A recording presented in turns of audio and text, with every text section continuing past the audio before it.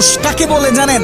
যে তার নিজের কলিজা ছেঁড়া কষ্ট ভাতের লোকমার সাথে প্রতিনিয়ত গিলে খায়, তাকে ছেলে মানুষ বলে। একটা ছেলে যখন বড় হয় সে তার নিজের বাবাকে গিয়ে এই কথাটা বলতে পারে না, বাবা আমি প্রচুর পরিমাণে ডিপ্রেশনে আছি, আমি অনেক সমস্যার ভিতরে আছি, আমার একটু তোমার সাপোর্টটা দরকার, কারণ তোমার ছেলের তুমি ছাড়া এত আপন তো আর কেউ নাই। বাবা তোমার ছেলের মাথায় একটু হাত বুলিয়ে দাও, সামান্য সময়ের জন্য হলেও তোমার ছেলেকে একটু বুকে টেনে নাও, তুমি যদি একটু আমাকে তোমার বুকে টেনে নাও তাহলে আমার কষ্ট অনেকটা কমে যাবে। ছেলেরা এই কথাগুলো কখনোই তাদের বাবাকে গিয়ে বলতে পারে না। ছেলেরা কখনো নিজের মাকে জড়িয়ে ধরে কান্না করতে পারে না, because people say boys don't Cry. ছেলেদের মুখে কান্না মানায় না, এ কারণে ছেলেরা নিজে কষ্টে পড়লে কাউকে একটু কান্না করেও বলতে পারে না। খুব খেয়াল করে দেখবেন, একটা ছেলে খাবার খাওয়ার আগে যে কখনো প্লেটটা ধুয়ে খাবার খায় নাই, এই ছেলেটাও নিজের সবটা দিয়ে চেষ্টা করে নিজের ফ্যামিলি, নিজের প্রিয় মানুষটার মুখে হাসি ফোটানোর জন্য। অনেক ছেলে দেশে পরিশ্রম করে, অনেক ছেলে প্রবাসে বছরের পর বছর নিজের ফ্যামিলি, নিজের প্রিয় মানুষের মুখে হাসি ফোটানোর জন্য পড়ে থাকে।